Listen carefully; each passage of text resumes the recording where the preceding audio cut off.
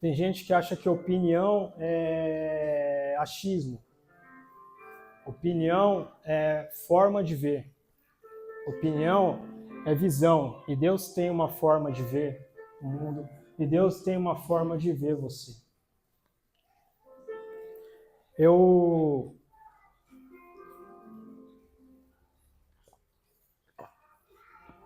recebi essa palavra do Senhor há muitos anos atrás e por alguma razão ela só vai ser liberada hoje. Então abre seu coração aí para que Deus venha falar com você hoje. Abre sua Bíblia aí comigo em Cantares, capítulo 4, ou só olha lá no telão mesmo. Cantares 4:1.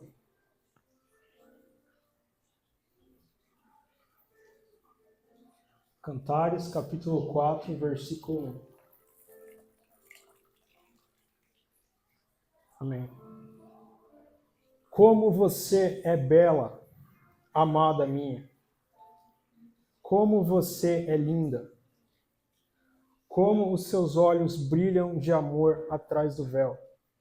Os seus cabelos ondulados são como um rebanho de cabras descendo as montanhas de Gileade. Os seus dentes são brancos como ovelhas com a lã cortada, que acabaram de ser lavadas. Nenhum deles está faltando, e todos são bem alinhados. Os seus lábios são como uma fita vermelha, e a sua boca é linda. O seu rosto é corado, brilha atrás do véu. Amém. Quem tem ouvidos, ouça. Senhor, esteja aqui hoje, nesse lugar sobre nós. Abra o nosso coração para que nós escutemos a sua voz e que nós a recebamos. Que nós venhamos abrir os nossos ouvidos para te ouvir. Abrir o nosso coração para te receber. Que o Senhor possa mudar histórias hoje, mudar rotas. Que o Senhor possa trazer transformação e nos trazer para a sua mesa hoje. Que o Senhor possa derramar graça e verdade e nos trazer para perto de Ti. E nos trazer para o seu coração. E nos alinhar com a sua vontade. E fazer em nós a sua vontade que é boa, que é perfeita e que é agradável. Em nome de Jesus. Amém. Eu oro para que eu venha ouvir a voz de Deus e não a minha alma. No livro de Jeremias, Deus fala aos recabitas: vocês ouviram as palavras dos seus antepassados e vocês obedeceram, mas vocês não ouvem a minha voz e não obedecem. Então tem muita coisa que é dita, que é falada, que é expressada hoje, que é mal interpretada por quem está dizendo. Então, ou eu vou ouvir a voz de Deus, ou eu vou interpretar da minha forma, com aquilo que eu tenho dentro de mim, aquilo que está escrito. Uma vez eu vi no YouTube um cara orando para Deus quebrar os dentes de um político. Porque tem uns salmos que Davi fala, está indo para uma guerra, e ele fala para Deus destruir os inimigos dele. Eu penso, cara, será que ele nunca ouviu nada do que Jesus falou? Será que ele nunca ouviu amem os seus inimigos e orem por aqueles que vos perseguem? Então que nós venhamos ouvir a voz dele e não ler aquilo que está escrito com as nossas próprias opiniões. Você vê uma passagem como essa, você vê o quanto ela pode ser mal interpretada. Pode até pegar mal eu chegar aqui pro Tiago e falar para ele: como você é linda. Pode pegar mal você usar algo assim de uma forma errada. Eu lembro que muito tempo atrás eu estava conversando com uma menina e eu mandei para ela esse versículo, como se fosse uma cartinha. Não faça isso em casa. Eu mandei esse versículo, essa passagem para ela como se fosse uma cartinha. Comigo deu certo, não é para você fazer isso, porque está errado. Você vê tanta coisa que está escrita, que vem do coração de Deus, mas que não é recebida da forma certa, porque o nosso coração não está nele. ou que nem é recebida porque o nosso coração não está nele e na vontade dele. E por que que isso está lá? Por que que Deus colocou isso lá? Isso não está lá só porque Salomão escreveu para alguém e ficou lá. Isso não está escrito na Bíblia só porque um dia Salomão escreveu um poema e ficou lá parando. Isso está lá por causa de uma vontade de Deus. Ele fala, como você é linda, amada minha. E por quê? Porque é assim que Deus vê a sua noiva. É assim que Deus vê a sua igreja. É a forma dele de ver a mim e de ver a você. E porque ele quer que você se veja como ele te vê. Se você tivesse a perspectiva de Deus sobre você só uma vez, você nunca mais seria o mesmo. Se nós nos víssemos como Deus nos vê, nós nunca mais agiríamos da mesma forma, com nós e nem com os outros. Se nós nos vêssemos como Jesus olha para nós, como Deus olha para nós, nós receberíamos novos olhos. Não só acerca de nós mesmos, mas acerca dos outros. Eu olho para o mundo lá fora e me parte o coração ver pessoas agindo como se Deus não existisse. Meninas que não são prostitutas agindo pior do que prostitutas. Pessoas agindo como se Deus não tivesse qualquer sentimento por elas. Agindo como se Deus não existisse. Porque tem muita gente que diz que crê em Deus, mas vive como se ele não existisse. No livro de Oséias, fala que Deus veio a Oséias e disse a ele, vá e se case com Gomer. Vá até aquele lugar e se case com uma mulher de prostituição. Ele não chama ela de prostituta. Ele diz, vá até lá e se case com uma mulher de prostituição. Por quê? Porque ele olha para ela e não vê uma prostituta. Ele olha para ela e vê uma noiva, agindo como prostituta. Que Deus venha achar em nós noivas que agem como noivas. A única coisa que a noiva consegue pensar é no dia do casamento. A única coisa que a noiva consegue pensar é no noivo. Deus diz a Oséias, vai até lá e se case com ela, e ele se casa. Ele tira ela de lá, ele leva ela para morar com ele se casa com ela. E algum tempo depois, ela vai embora e ela volta a se prostituir. Ela volta a andar pelas ruas, suja, com fome, e ela volta a agir como uma mulher de prostituição. E mais uma vez, seguindo o que Deus falou, Oséias volta até o prostíbulo, ele paga o cafetão e ele leva ela embora de volta. E isso, irmãos, é só uma tipologia do que Jesus fez por nós, do que Cristo faz com nós. Ele paga o preço por nós, mesmo a gente não valendo nada, ele vai lá nos buscar, ele nos traz de volta para ele. Ele nos traz de volta para a vontade dele. Ele nos traz de volta para casa. Mesmo nós escolhendo agir de acordo com as nossas próprias vontades, de acordo com os nossos próprios desejos, ele está pronto para vir e para nos trazer de volta. A graça é inimiga da razão. Você daria seu filho para morrer no lugar de alguém que é péssimo? Você daria seu filho para morrer no lugar de alguém que está prestes a ser executado? Jesus nos redimiu para ele, nos trouxe para ele, para que você aprenda a se dar valor. Valor que você nem se dá. Valor que nós nem merecemos. valor que nós nem temos, que nem nós mesmos vemos, mas Ele vê em nós. Ele vê em nós porque Jesus entrou na nossa frente. Porque Jesus entrou na nossa frente. Então Ele olha para nós e não vê só o que nós fazemos, e não vê só pecado. Ele olha para nós e vê Jesus. Ele olha para nós e vê uma noiva, porque querendo ou não, existe uma noiva em nós. A santidade só vai ter sentido quando você entender que você é uma noiva esperando o dia do casamento. A santidade só vai ter sentido quando você entender que não é um conjunto de regras a serem seguidas, a serem obedecidas, é uma pessoa a ser amada. É uma pessoa a ser amada. E você começa a entender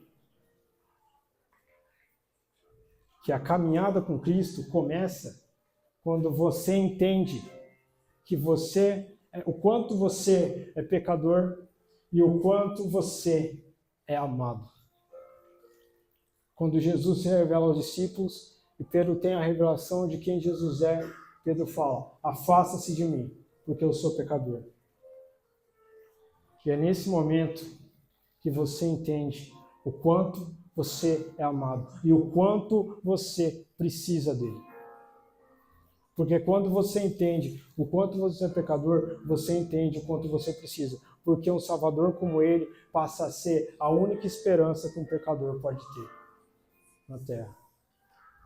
Ele passa a ser a única esperança que você pode ter quando você entende quem você é sem ele.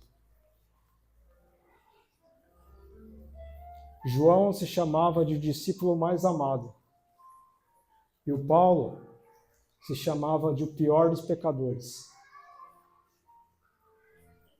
E eu acredito que uma coisa se encaixa na outra. Porque quando eu entendo o quanto eu sou pecador e o quanto eu sou falho, eu consigo entender o amor dele por mim. Eu consigo entender o quanto ele me ama, o quanto ele me amou, e tudo que ele pode fazer por mim, e tudo que ele pode fazer por nós. As pessoas menos sensíveis à presença, menos sensíveis a Deus, menos sensíveis a Jesus, são aquelas que acham que não tem pecado. São aquelas que acham que não precisam de Jesus. São aquelas que acham que está tudo bem com elas. Que elas não têm nada para mudar. Que elas não têm nada para ser transformado. Olha só o que está escrito em Lucas 18, versículo 9. Jesus também contou essa parábola para os que achavam que eram muito bons e desprezavam os outros. 2 homens foram ao templo para orar. Um era fariseu e o outro cobrador de impostos. O fariseu ficou de pé e orou sozinho assim: ó Deus, eu te agradeço, porque não sou avarento, nem desonesto, nem imoral com as outras pessoas. Agradeço-te também, porque não sou como esse cobrador de impostos, jejuo 2 vezes por semana e te dou 10ª parte de tudo que ganho. Mas o cobrador de impostos ficou de longe e nem levantava o rosto para o céu. Batia no peito e dizia: ó Deus, tem pena de mim, pois eu sou pecador. E Jesus terminou dizendo: eu afirmo a vocês que foi esse homem e não o outro que voltou para casa em paz com Deus. Porque quem se engrandece será humilhado, e quem se humilha será engrandecido. Quem foi muito perdoado, muito ama. Quem foi muito perdoado por ele, ele muito ama. Ele está sempre pronto para ser condescendente com a gente. Ele está sempre pronto para ser condescendente conosco. Quando trouxeram a mulher adúltera até Jesus, jogaram ela no chão diante dele e disseram que ela foi pega em adultério e que ela devia ser apedrejada. E Jesus se agacha e começa a escrever na areia, talvez para tirar a atenção dela. E ele se levanta e fala: quem não tiver pecado, que atire a primeira pedra. E os acusadores vão embora. E ela é salva. e ela é redimida. Porque no meio de toda uma multidão, com sangue nos olhos e pedra nas mãos, tinha alguém para ser condescendente com ela. Tinha alguém para ser condescendente com ela. E tinha alguém que olhava para ela de forma diferente. Tinha alguém que chegou lá e, diferente dos outros, não viu a adúltera. Teve alguém que chegou lá e, diferente dos outros, não olhou para o pecado, mas olhou para quem ela podia ser nele. Ela não tinha saída. O que ela podia fazer? Correr de uma multidão? O que ela podia fazer? Clamar a religião, clamar a Deus? Os porta-vozes de Deus estavam trazendo ela para ser morta. Mas no meio de toda uma multidão, ela achou alguém para ser condescendente com ela e que olhava para ela de forma diferente. E ele ainda olha para nós e ainda vê a noiva. Ele ainda olha para nós e ainda vê a criança. A Escritura diz que Deus nos escolheu antes da fundação do mundo, para nós sermos santos e irrepreensíveis na sua presença. Ele nos escolheu nele. Então, antes que você viesse a existir como matéria, nós já existíamos em Deus. Nós já existíamos dentro de Deus. Nós já existíamos nele. E ele formou o homem do pó da terra e soprou o fôlego de vida. E soprou aquilo que já existia nele. Nós já existíamos nele. E quando nós já existíamos nele, ele já sonhava com a gente. Ele já sonhava com nós. Ele já sonhava com aquilo que nós poderíamos ser nele. Ele já sonhava com aquilo que nós poderíamos nos tornar nele. E esses dias eu pedi perdão a Deus por eu ainda não ter me tornado aquilo que Ele queria que eu fosse. Por eu não ter conseguido ser tudo aquilo que Ele sonhou que eu fosse.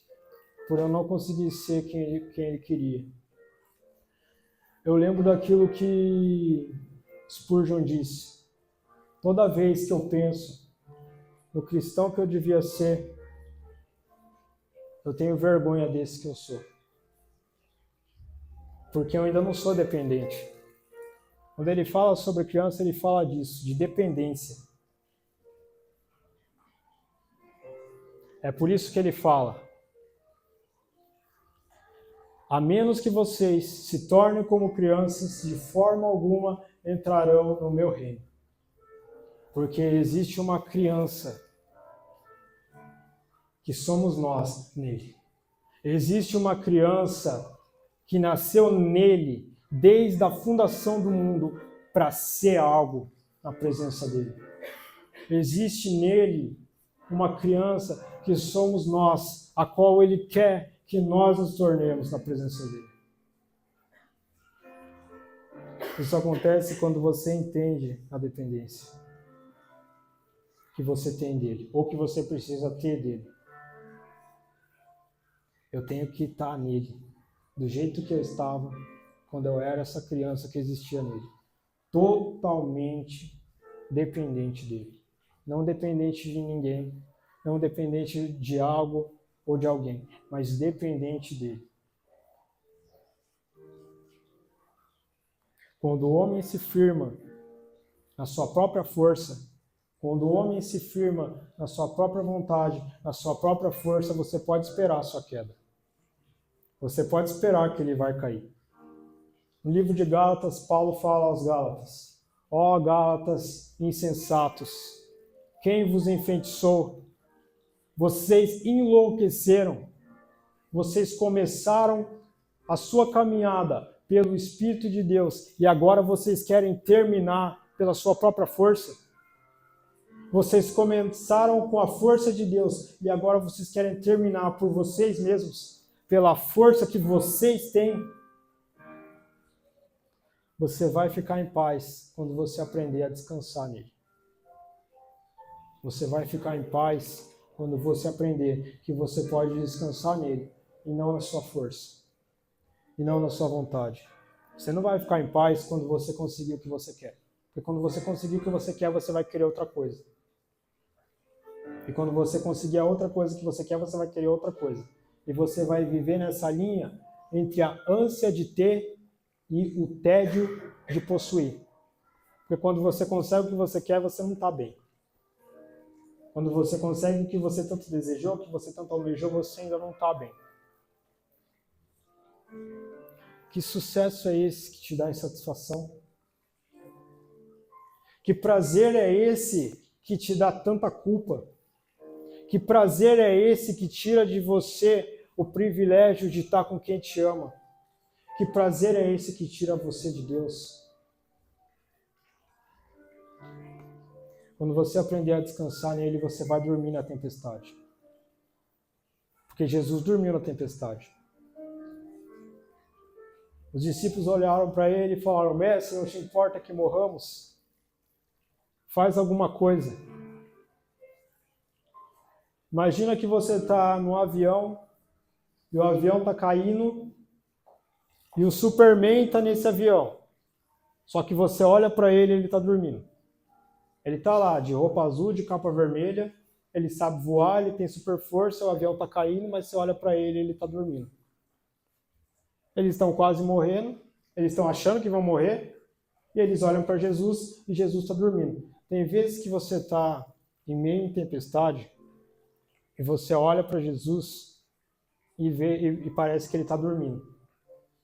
E aí a gente pensa que ele não está nem aí. Só que para a gente, o que é uma tempestade, o que é um avião caindo, para ele é só uma turbulência. Ele pode nos salvar a qualquer hora. Ele pode nos resgatar a qualquer hora. Você relaxa no avião sem conhecer o piloto. Você relaxa no barco sem conhecer o capitão. Você relaxa no ônibus sem conhecer o motorista. Mas você vive em ansiedade na vida porque você não confia em Deus. Você vive ansioso pelas coisas, roendo as unhas pelas coisas, se rastejando pelas coisas, porque você não consegue confiar em Deus. E quando você aprender a confiar nele e naquilo que ele falou, você vai encontrar e você vai saber viver em paz. Eu estou em paz, mano, porque eu estou na presença dele. Eu estou em paz porque ele está aqui. Eu estou em paz porque a presença dele vai ser melhor e maior do que qualquer coisa que pode sobrevir sobre mim. Do que qualquer coisa que pode vir me afligir e que pode vir me atacar. E a paz que excede todo entendimento guardará os vossos corações em Cristo Jesus. Aquele que começou a boa obra em minha vida é fiel para aperfeiçoá-la até o dia de Cristo Jesus. Então foi ele que começou. E é ele quem termina. E é ele quem aperfeiçoa. Não é pela minha força, mas pela força dele. Por isso ele diz: não tema, pois eu estou com você. Não tenha medo, pois eu sou o seu Deus. Eu o fortalecerei e o ajudarei, e o segurarei com a minha mão direita, vitoriosa. Que Deus venha nos ensinar nesses dias a dependência total dele, como uma criança que depende do pai e da mãe, e não se preocupa com amanhã, e não se preocupa com o dia seguinte. Que Deus venha nos ensinar a depender dele, e não das coisas, e não das pessoas. Porque quando nós aprendemos a depender dele, nós vamos viver debaixo de um reino que é inabalável, que é atingível, mas que é inabalável. Que nós venhamos aprender a viver a independência dele, e não das nossas próprias vontades, e não daquilo que nós acreditamos em nós mesmos. Porque ele tem uma vontade que é boa, que é perfeita e que é agradável. E ele também tem uma permissão. Tem muita gente vivendo a permissão de Deus, achando que está vivendo a vontade. Mas tem muita coisa que não é da vontade dele. É só permissão. E tem muita coisa que ele vai permitir em sermos afligidos. Porque na Escritura mesmo diz, foi bom eu ser afligido. Foi bom eu ser afligido, para que eu pudesse ser encontrado por ele. Que o Senhor ache em nós noivas que agem como noivas. Que o Senhor ache em nós corações sinceros e verdadeiros na presença dele. Que o Senhor ache em nós pessoas que são constrangidas pelo amor dele, que são constrangidas pela vontade dele, que são constrangidas pela forma como ele nos olha. Eu oro para que você venha receber a opinião de Deus sobre você hoje. Que você venha receber hoje a forma como ele te vê e ser mudado por isso. Quando Jesus aparece para Paulo, num estrondo de luz, e Paulo fica cego, ele não ficou cego só por causa da luz que ele viu. Ele ficou cego porque Deus fez aquilo, Jesus apareceu daquela forma e deixou ele cego para que ele perdesse a visão dele, para que ele perdesse os olhos dele e recebesse os olhos de Cristo, porque ele perseguia e atacava cristãos. E depois que Jesus apareceu, ele abriu os olhos e viu um cristão e ele não queria mais matar. Ele ficou cego para que ele perdesse a visão dele e recebesse a visão de Jesus. Porque quando você coloca seus olhos em Cristo, ele coloca os olhos dele em você. Quando você põe seus olhos em Jesus, ele te dá os olhos dele. Ele te dá a forma dele de ver os outros e de ver você mesmo. E quando você aprender a ver como ele vê, quando você aprender a olhar como ele olha, muita coisa vai mudar. Muita coisa vai mudar de rota. Muita coisa vai mudar de direção. E muita coisa vai mudar, não só um dia, mas todo dia. Porque ele tem algo para fazer através de nós. Mesmo nós não merecendo. Porque a ceia fala disso. Nós não merecemos. Nós não somos dignos. Mas ele nos chama para a mesa dele. Ele nos convida para a mesa dele. Para a presença dele. Ele está sempre pronto, com uma mesa pronta para nos receber. Eu oro para que você possa se sentir abraçado hoje por ele. Eu oro para que você possa se sentir na presença dele hoje. Que você possa se sentir abraçado por ele e pelo amor dele.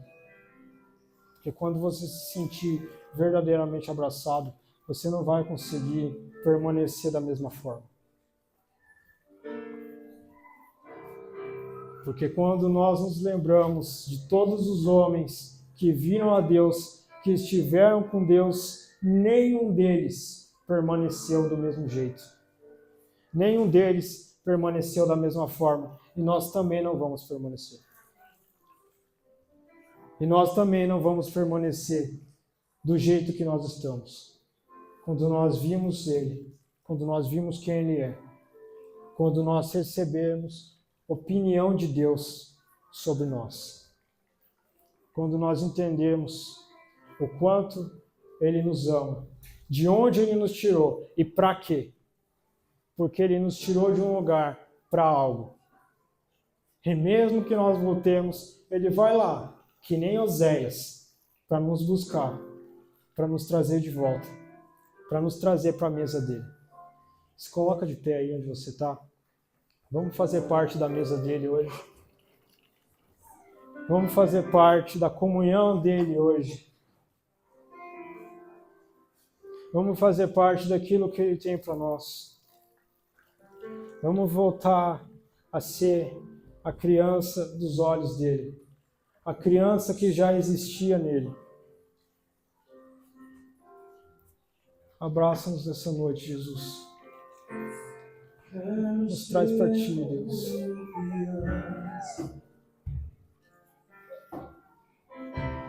Te amar pelo que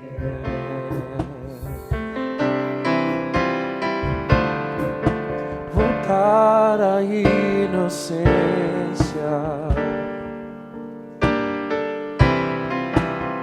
e acreditar em ti, mas às vezes sou levado pela vontade de crescer. Torno-me independente e deixo de simplesmente crer.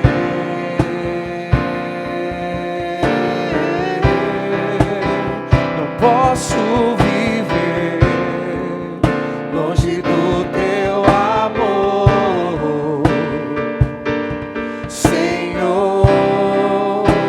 Não posso viver longe do teu afago, Senhor, Senhor.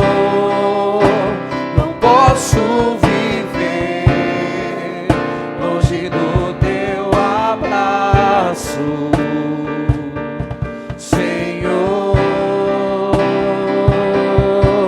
Declare: abraça-me, abraça-me,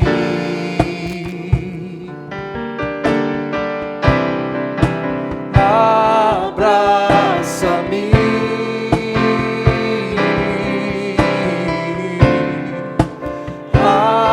abraça-me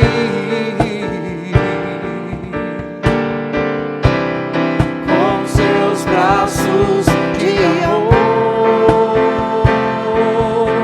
Declare: abraça-me, abraça-me. Peça a Jesus: abraça-me,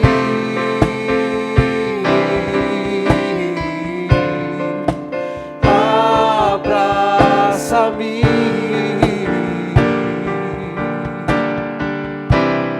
com seus braços de amor.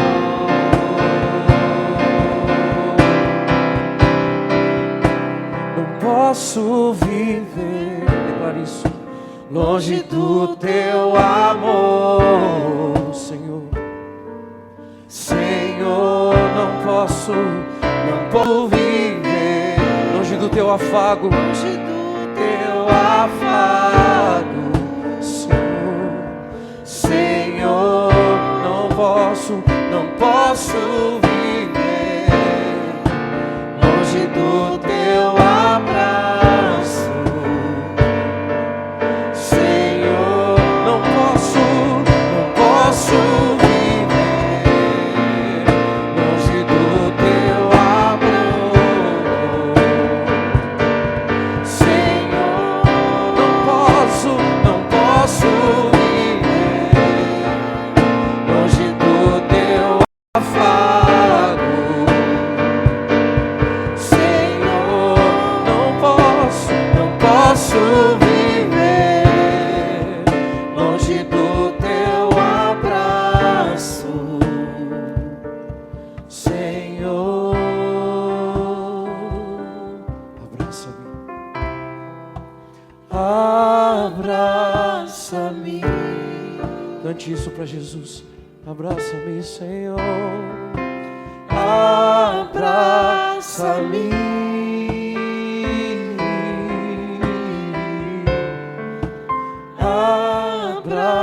abraça-me com seus braços de amor, com seus braços de amor. Amém, Jesus. Toca nossos corações hoje e tira tudo que não é seu de nós. tira tudo que não vem de Ti, de nós, tudo que foi colocado em nós pelo sistema do mundo, e coloca Seu coração em nós hoje, e coloca o nosso coração na Sua presença nessa noite, nesse momento. Traz transformação e arrependimento sobre as nossas vidas, Jesus. Traz-nos para a Sua mesa, para a Sua comunhão, para a Sua presença, para a Sua vontade. Vem nos libertar de nós mesmos e de quem nós somos, para que nós venhamos a experimentar quem Tu és e a Tua vontade, que é boa, perfeita e agradável para nós. E livra-nos de nós mesmos, livra-nos das nossas prisões, quebra as nossas correntes, quebra as maldições que foram lançadas sobre nós, que foram lançadas sobre cada um aqui hoje, e traz arrependimento sincero, e traz verdade ao nosso coração, e traz o Seu amor ao nosso coração, leal e perene, que nos aquece a cada manhã, e que nos traz para a Sua presença, e que nos traz para a Sua vontade. Nós Te agradecemos pela Sua presença, nós Te agradecemos pelo Seu amor por nós, e nós Te agradecemos por poder fazer parte da Sua mesa hoje, Jesus. Em nome de Jesus nós Te agradecemos. Amém.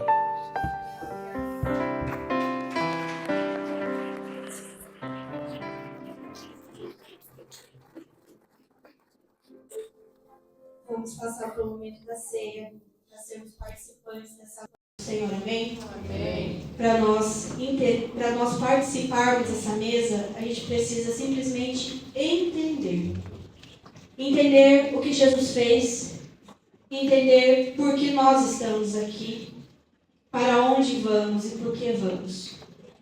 Porque a ceia nada mais é do que a gente entender o que Ele fez por nós e o que nós, em contrapartida, temos o dever de fazer, principalmente pelos nossos irmãos. Porque não existe igreja simplesmente com uma única pessoa sozinha. Nós somos corpo quando nós estamos juntos.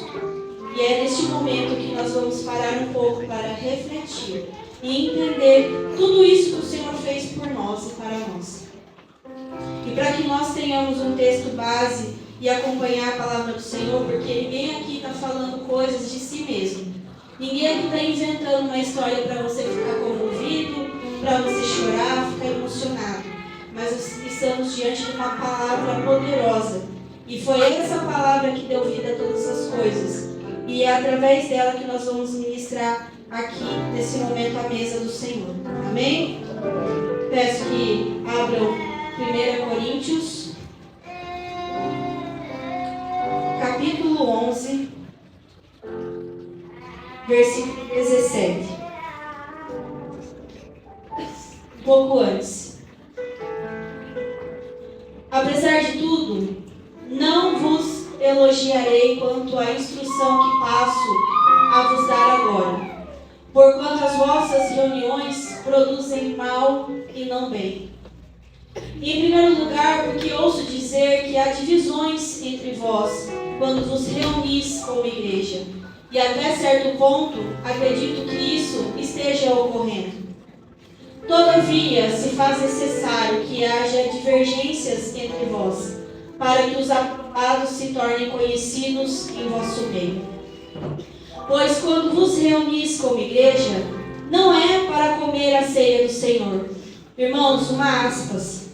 Paulo era um apóstolo, e ele era alguém enviado pelo Senhor para dar e cuidar das igrejas. Instruções a respeito das coisas que aconteciam. E aqui na igreja de Corinto, estava acontecendo uma situação. Essa igreja, que era representada por uma cidade, era uma igreja fenomenal aos olhos humanos, porque ela era rica em dons, talentos, tinha coisas que aos olhos das pessoas era maravilhoso, e olhando para isso, dava a impressão que Deus estava aprovando o que estava acontecendo ali. Porém, Paulo fala, vocês estão se reunindo, mas vocês estão se reunindo para fazer mais o mal do que bem. Porque vocês não estão entendendo a essência e a raiz da ceia do Senhor. A raiz e a essência da ceia do Senhor é esperar uns pelos outros. Porque nessa situação e algumas que nós vivemos como igreja, a gente teve jantares, almoços juntos, já ceamos, né, comemos, partimos o pão e bebemos do suco. Mas nós também já fizemos jantas, cafés, né, alimentos fora o pão e o vinho. Porque esse momento era um momento de comunhão. E era um momento que eles viviam lá também. Só que a questão é que chegavam os fominhas na frente, comia e não se importava com o irmão que estava do lado, não se importava com o comportamento que ele tinha. Ou seja, resumindo, cada um por si, Deus por todos. As pessoas só estavam olhando para o seu próprio umbigo e para aquilo que elas queriam. Então Paulo advertiu: isso que você está fazendo, isso que vocês estão fazendo é mal. Porque a essência da ceia do Senhor não é essa. Não foi para isso que o Senhor entregou a ceia para nós. Há uma essência verdadeira e real. E ele continua: Pois quando vos reunis como igreja, não é para comer a ceia do Senhor. Porque quando comeis, cada um toma antes a sua própria ceia, sem esperar pelos outros. E dessa maneira, enquanto um fica com fome, outro se embriaga. Será que não tendes casas onde podeis comer e beber? Ou de fato desprezais a igreja de Deus, humilhando os que nada possuem? Que vos direi? Acaso vos elogiarei por isso? Certamente que não vos elogio por essas atitudes. E aí nós começamos. Vamos entregar agora aquilo que Paulo recebeu do Senhor e ele deixou para nós também. Pois eu recebi do Senhor o que também vos entreguei, que o Senhor Jesus, na noite em que foi traído, tomou o pão. E logo após haver dado graças, o partiu e disse: Isso é o meu corpo, que é dado por vós. Fazei isso em memória de mim. Do mesmo modo, depois de comer, ele tomou o cálice e declarou: Este cálice é a nova aliança no meu sangue. Fazei isso todas as vezes que beberdes em memória de mim. Até aqui, nós vimos já 3 coisas a respeito da ceia.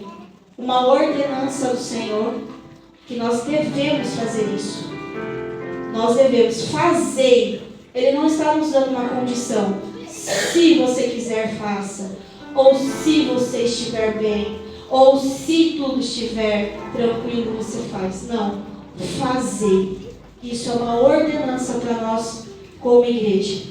A segunda ordenança que nós vimos aqui, da parte que a gente leu, é que isso é um memorial. O que é um memorial? É para a gente não se esquecer. Lembrem disso constantemente. Encham as suas vidas dessas memórias. As memórias de Jesus sobre a sua vida. Lembrem do que Ele fez por você. Lembrem do sacrifício que Ele fez por você. Traga isso à memória. Fazei isso em memória de mim, o Senhor disse. Depois Ele disse que há um cálice da nova aliança. Aliança, irmãos, não é um contrato que você quebra. Como a gente vai lá no cartório, a gente faz um contrato com alguém, se der certo a gente cumpre, se não der certo a gente quebra. Com Deus não é assim. A aliança que Ele formou, que Ele firmou no sangue de Jesus com cada um de nós, é uma aliança eterna. É uma aliança plena, verdadeira, e que nada pode quebrar.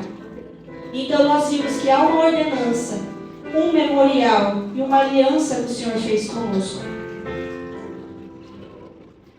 Do mesmo modo, portanto, todas as vezes que comerdes este pão e beberdes desse cálice, proclamais a morte do Senhor, até que Ele venha. Por esse motivo, quem comer do pão ou beber do cálice do Senhor indignamente, será culpado de pecar contra o corpo e o sangue. Será culpado de pecar contra o corpo e o sangue. Irmãos, a quarta coisa a respeito da ceia, ela não é feita sozinha. Nós precisamos estar em comunhão. nós precisamos estar em relacionamento com o nosso próximo. Porque nós não somos igreja sozinhos. Ou você vê um braço andando sozinho aí na rua, ou uma perna, ou um dedinho caído no chão pulando andando. Não, nós somos corpo quando nós estamos unidos. E quando nós estamos unidos? Quando nós estamos em comunhão uns com os outros. Então, a ceia é comunhão também.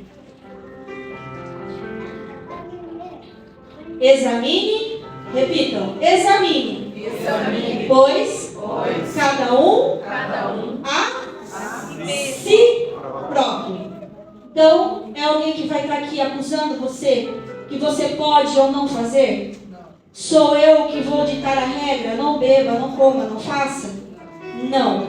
Examine, pois, a cada um a si próprio.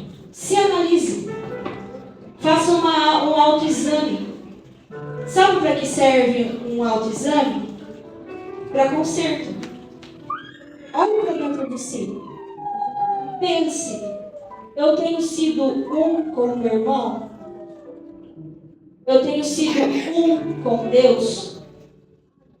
Esse momento para mim é uma essência verdadeira? Ou eu só faço isso por apenas um ritual que é feito todo mês? Então examine cada um a si mesmo. Ninguém está aqui para apontar o dedo para tua cara, para dizer sobre o seu pecado.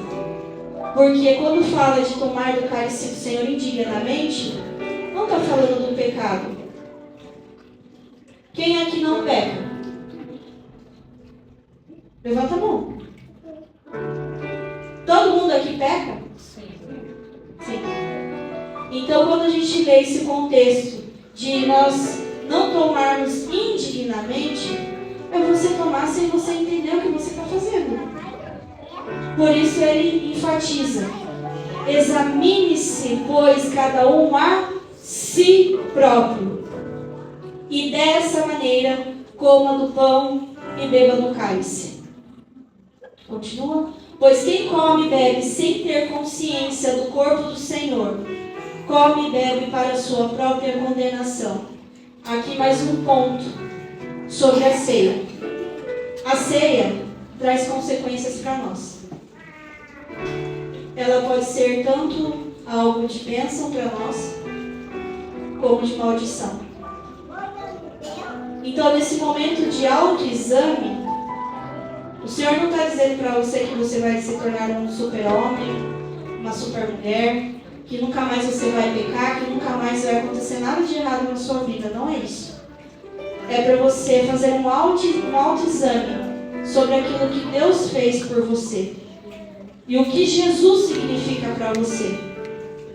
É lógico, irmãos, que não significa que nós vamos banalizar esse momento e ficar à la vontade, faça o que você quiser, do jeito que você quiser. Não é assim. Porque uma pessoa que verdadeiramente sabe o que Jesus fez por ela, ela também não vai ficar se deleitando aí na lama do pecado, se enrolando, aí vem aqui, toma, como se nada tivesse acontecido. Esse é um momento de reflexão. Então reflita. Por quê? Aqui vai mostrar a consequência. Quando a gente toma sem conhecimento, quando isso pode se transformar em uma maldição para nós. Por essa razão há entre vós muitos fracos e doentes, e vários que já dormem, ou seja, que morreram. Contudo, se nós tivéssemos a cautela de julgar a nós mesmos, não seríamos condenados. No entanto, quando somos julgados pelo Senhor, estamos sendo corrigidos a fim de que não sejamos condenados juntamente com o mundo. Portanto, meus caros irmãos, quando vos reunirdes para comer a ceia, aguardais uns pelos outros. Se alguém tiver fome, coma em casa, para que quando vos reunirdes, isso não seja para a vossa própria condenação. Quanto às demais orientações, pessoalmente vos instruirei assim que puder visitar-vos. Amém? Como a ceia, ela tem a essência de ser um com Deus e um com os irmãos, Saia do seu lugar e dê um abraço nos seus irmãos que estão ao seu lado. Escolha umas 5, 6 pessoas. Abraça essas pessoas. Porque você é a igreja e você é corpo por conta delas, por causa delas.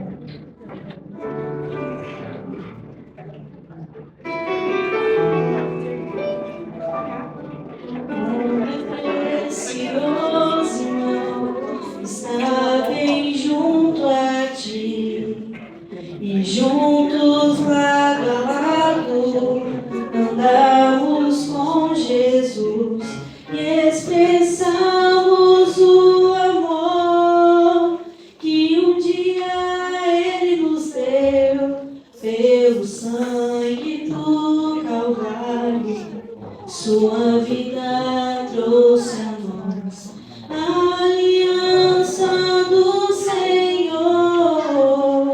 Eu tenho com você, não existem mais barreiras em meu ser. Eu sou livre pra te amar, pra te aceitar e para te pedir, perdoa meu irmão. Eu sou um com você no amor do nosso Pai. Somos um no amor de Jesus. Somos um no amor de Jesus. Amém? Tem alguém escolhido já para servir a ceia? Amém? Então nós estaremos servindo. Examine-se a si mesmo. Não fique fora da mesa do Senhor achando que você precisa fazer alguma coisa, irmãos. Não é por mérito. É pelo sacrifício que Ele já fez por nós. Só olhe para dentro de você. Examine se há algo dentro de você que precisa ser consertado. Traga a luz para dentro de você, a luz de Jesus dentro de você. E seja participante disso que Ele entregou por nós. Amém? Eles vão estar servindo o pão e o suco.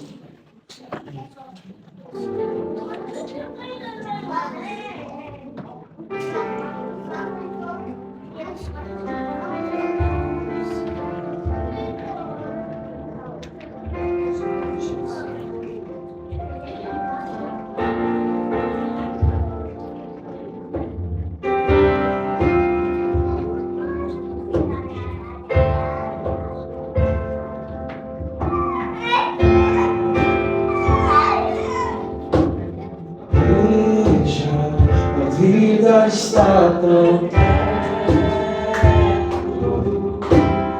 corre, a paz não está tão longe.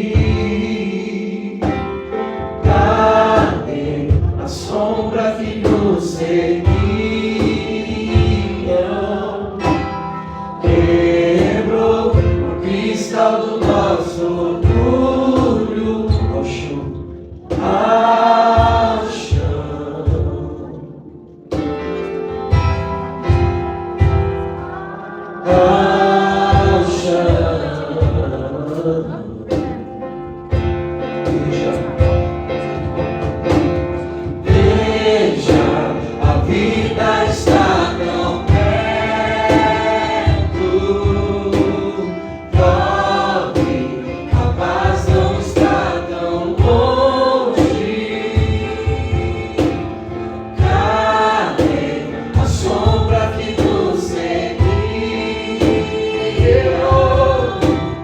Quebrou o cristal do nosso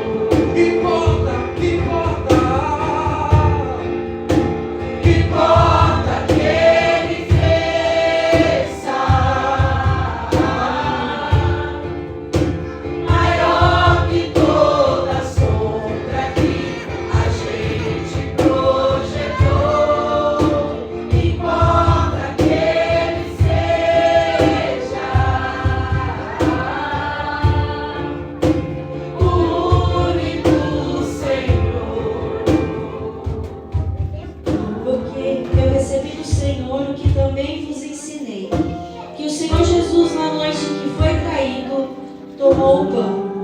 E tendo dado graças, o partiu e disse: Tomai, comei, isto é o meu corpo que é partido por vós.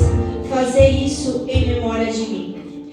Semelhantemente também, depois de cear, tomou o cálice, dizendo: Esse cálice é o novo testamento do meu sangue. Fazei isso todas as vezes que beberdes em memória de mim. Porque todas as vezes que comerdes este pão e beberdes esse cálice, anunciais a morte do Senhor até que venha. Senhor, neste momento, Pai, nós consagramos o pão e o suco de uva, Senhor, que simbolizam o Teu corpo e o Teu sangue. Nós estamos aqui, Pai, para anunciar a morte do Senhor, que foi o preço pago pelas nossas vidas. E nós vamos anunciar até que o Senhor venha, Senhor. Nós estamos aqui, Pai, para Te agradecer por Teu sacrifício perfeito, Senhor. E nós somos, ó Pai, participantes dessa mesa. Obrigada por essa herança de amor. Obrigada por Tua graça derramada. A Tua misericórdia, Senhor. Nós queremos Te agradecer, porque nós somos, Senhor Deus, ó Pai, amados por Ti. Nós somos agraciados pela Tua presença. Nós não merecíamos, Senhor, mas o Senhor derramou a Sua alma, a Sua vida até a morte, e a morte de cruz, para que nós hoje fôssemos chamados filhos de Deus, para que hoje nós fôssemos resgatados das trevas e transportados para o reino da luz do Senhor sobre nós. Senhor, nós queremos nos tornar um com o Senhor neste momento, Pai, através desse símbolo, Pai, aonde nós colocamos esse pão e esse suco para dentro do nosso corpo, Senhor. E neste momento nós queremos, Senhor Deus, que a Tua presença seja assim, Pai. Cele o nosso interior, Pai, e que nós venhamos ser agora, Pai, unidos a Ti. Nós, entre nossos irmãos, Senhor, que nós sejamos um e que o Senhor seja um conosco, em nome do Senhor Jesus. Peguem o seu pão, o seu suco e tomem, em nome de Jesus.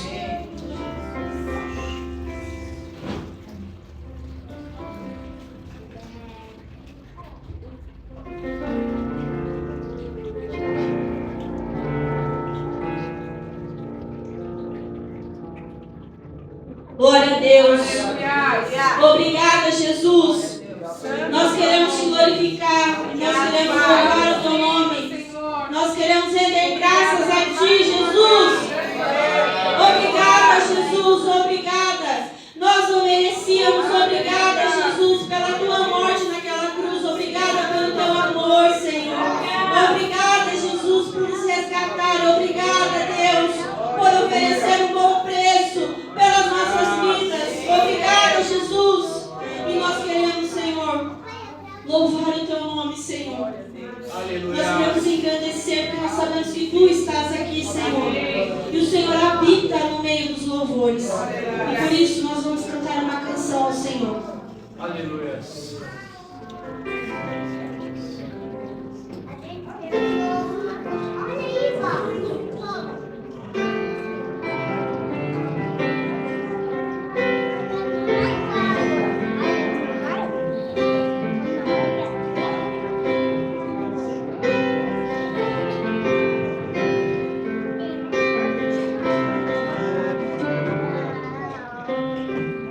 Ao rejeitado vai doer, refugiado encontra abrigo aos Teus pés. Em meio às guerras és escudo, e no Teu nome encontro salvação. Venha o que tem fome, venha o que tem sede, a mesa está pronta. Venha como está, e a vida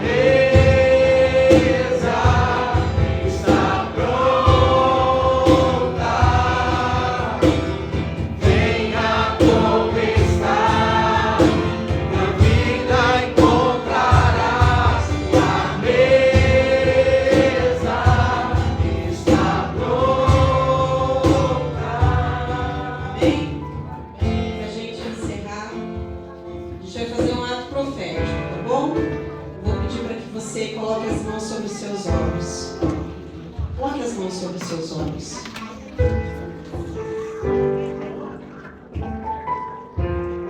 A última igreja de Apocalipse, o Senhor recomendou a ela que ela comprasse colírio para os seus olhos,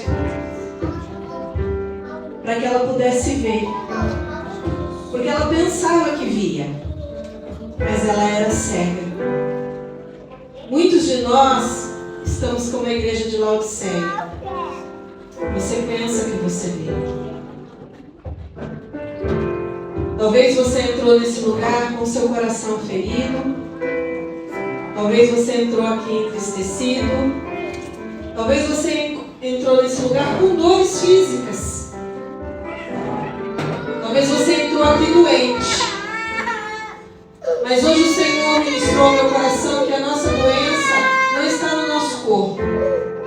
A nossa doença está nos nossos olhos. A nossa doença está na forma como nós estamos enxergando as coisas. A maioria das enfermidades de hoje são por causa da forma como você se vê. Você se vê como alguém sem valor. Você se vê como alguém à troca de prazer. Mas o Senhor vê você como algo valioso. O Senhor vê você como alguém que custou o seu sangue. Então nunca mais olhe para você e veja como alguém que não vale nada, que não tem crédito algum, porque o dono do mundo morreu para que você tivesse vida. Pai, em nome de Jesus, nessa hora eu ministro cura, Senhor, sobre os olhos. Eu ministro cura, Senhor, sobre os olhos da alma, Senhor, das pessoas que entraram nesse lugar. E em nome de Jesus, Pai, se de alguma forma essas pessoas foram feridas, foram machucadas, eu te peço que o Senhor venha restaurando, Senhor, a visão de cada uma delas. E que elas possam ver o quanto elas são amadas, o quanto elas são desejadas e o quanto elas são queridas pelo Senhor.